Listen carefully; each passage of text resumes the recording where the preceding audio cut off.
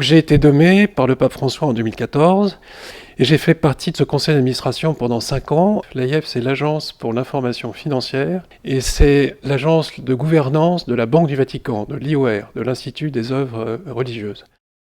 Notre rôle était de s'assurer à la fois qu'il y ait une réglementation financière, que la banque puisse suivre de manière à éviter les dérives possibles. Et l'autre rôle, c'était de s'assurer que les cas suspects pouvaient être amenés à notre connaissance, instruits et transmis au procureur du Vatican, ce qui s'appelle le promoteur de justice, afin que des enquêtes financières, des jugements et éventuellement des condamnations puissent se faire. Voilà.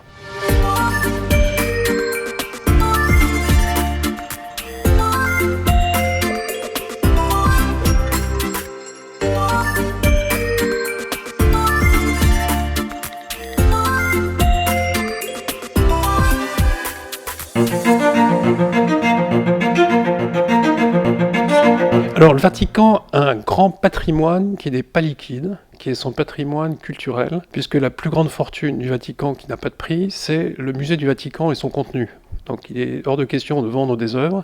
On ne peut même pas savoir quelle est la valeur de ce qu'il y a dans le musée du Vatican. La deuxième fortune du Vatican, c'est son patrimoine immobilier en Italie et en Europe, surtout en France et en Suisse en particulier, qui a une valeur approximative. Alors les évaluations sont faites par l'entité qui gère ça au Vatican, qui s'appelle l'APSA, et qui dit que ça vaut environ 3 milliards d'euros. Voilà, ça c'est le patrimoine immobilier.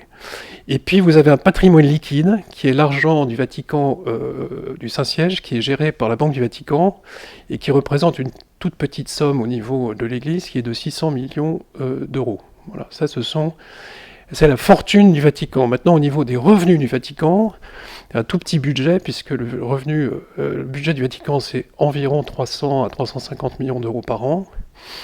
Et les revenus sont d'environ 260 à 300 millions, donc il y a un déficit annuel d'environ 50 millions. Les revenus, c'est donc, comme je vous le disais, les visites du musée. Alors l'année dernière et l'année d'avant, gros trou à cause du Covid. C'est l'impression des timbres, figurez-vous, parce qu'il y a des beaux timbres au Vatican et que ça rapporte des sous. Et c'est les revenus financiers que génère la banque. La banque doit générer d'habitude 50 millions, l'année dernière elle a géré 11. L'année d'avant 25, donc c'est un peu aussi des montagnes russes, ça dépend un peu des marchés. On pourrait le comparer à une ONG de taille respectable, parce que 350 millions de budget, ça commence à être respectable. C'est un diocèse de bonne taille, mais c'est pas le plus gros diocèse. Par exemple, le diocèse de Cologne, le revenu annuel, c'est pas 300 à 350 millions comme le Vatican, c'est 1 milliard. Et le patrimoine de Cologne, c'est un peu au-dessus des 3 milliards du Vatican. Vous voyez, c'est un gros diocèse. Ça. C'est même, je crois que c'est le plus gros diocèse du monde. Le diocèse de Paris, pour comparer, donc le Vatican 350 de revenus, Paris c'est 100 millions. Vous voyez, Quand vous voyez cette fortune, je ne sais pas si vous filmez toujours, mais quand vous voyez cette fortune, c'est en fait peu de choses de ce qui a été donné à l'Église au moment où le traité du Latran a été signé entre le pape de l'époque et Mussolini, qui était pour indemniser tous les territoires et tous les immeubles italiens qui avaient été pris en 1871, les territoires temporels du pape ont été saisis par le royaume d'Italie au moment où le royaume d'Italie s'est constitué. Et donc pendant dizaines d'années, le pape s'est retrouvé tout seul avec sa petite curie au Vatican en refusant de parler à qui que ce soit.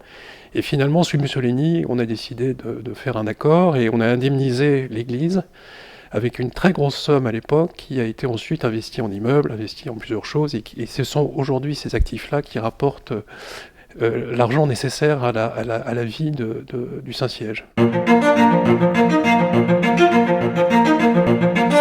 Vous avez, pour les dépenses au niveau du Vatican, vous avez bien sûr la curie, et puis vous avez tous les nonces apostoliques dans près de 200 pays au monde. Donc c'est les ambassades du Vatican qui sont le meilleur système de renseignement de diplomatie mondiale. Le système diplomatique, on pourrait penser que c'est pas utile. Moi je pense que c'est essentiel pour aider l'Église à aider la paix dans le monde, parce que l'Église a un travail de résolution des conflits qui est tout à fait considérable et tout à fait secret, que personne ne connaît, et beaucoup d'États ont recours en fait au service du Vatican pour rapprocher les points de vue et pour éviter que des conflits perdurent. Est-ce qu'on peut, au-delà du Vatican, qui a un budget donc, qui est relativement modeste, imaginer ce que c'est que le budget global de l'Église? Alors ça voudrait dire qu'il faudrait impliquer tous les diocèses, donc il doit y avoir 4500 à 5000 diocèses dans le monde. Il faudrait ajouter à ça toutes les congrégations religieuses. Il faudrait ajouter les ordres qui ne sont pas tout à fait des congrégations, comme par exemple l'ordre de Malte, dont je fais partie. Pour vous donner un exemple, l'ordre de Malte, le budget annuel, c'est 2 milliards d'euros. D'accord ? Donc c'est 5 fois plus gros que le Vatican. Une organisation. Vous avez d'autres organisations catholiques. Donc je pense que le niveau consolidé est très difficile à évaluer, mais il ne faut pas oublier qu'on est quand même 1,4 milliard de chrétiens, donc ça fait quand même beaucoup de monde. Historiquement, la cellule de base de l'Église, ça a toujours été le diocèse, depuis le début de l'Église. Vous avez un budget annuel dans la paroisse, c'était 300 000 francs suisses par an. Donc aujourd'hui, ça fait pratiquement 300 000 euros par an. Et là-dedans, vous avez la gestion des bâtiments, le chauffage, les abonnements, les assurances, les employés, puisqu'il y a le secrétaire de paroisse, il y a le bedeau, il y a l'organiste, enfin vous avez tous les emplois, plus toutes les charges qui font partie du budget de la paroisse. Voilà. Et alors dans d'autres pays c'est différent, je crois que dans d'autres pays le bâtiment n'appartient pas par définition à l'association parce qu'il appartient à la commune, surtout en France pour les églises qui existaient avant la loi de 1905. Et les charges du bâtiment, à mon avis, je le crois dans tous les cas, sont à la charge de l'État ou de la commune. Elles ne sont pas à la charge de l'association diocésaine, de l'association paroissiale. Alors, dans notre paroisse, par exemple, je peux vous dire, c'est très simple, on a un parking pour que les paroissiens puissent venir le dimanche à la messe, et quand il n'y a pas de messe, le parking est loué à des particuliers et ça fait un tiers des revenus, donc 100 000 francs.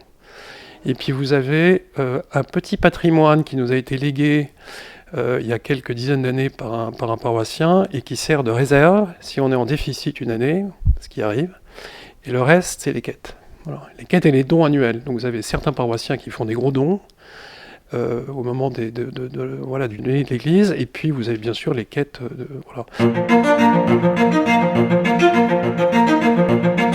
En termes de contrôle, donc vous avez les diocèses comme le diocèse de Paris, qui est remarquablement documenté, avec un rapport annuel qui est tout à fait remarquable. Les économes passés et présents sont de très très grande qualité, sont des anciens directeurs financiers de grands groupes, ce sont des gens qui savent de quoi ils parlent, les gens qui travaillent pour eux aussi. Tout ça est audité, revu, tamponné, et ça va très bien. Le rapport annuel du Vatican, jusqu'à l'année dernière, n'existait pas. Et de temps en temps, c'est pour ça que parfois je vous dis 350 millions de revenus, 250 millions de pertes, enfin bref, on ne sait pas très bien, c'est que le rapport n'existe pas. Plus il y a de compétences, moins il y a de corruption. Et l'inverse est vrai. Donc, si vous avez des compétences, mettez-les au service de l'Église. Mettez-les au service de votre paroisse, mettez-les au service du diocèse, mettez-les au service du Vatican. Vous ne serez pas payé, et c'est très bien, mais vous rendrez service et vous ferez en sorte que l'argent sera mieux géré pour les pauvres, pour les malades et pour les besoins de l'Église.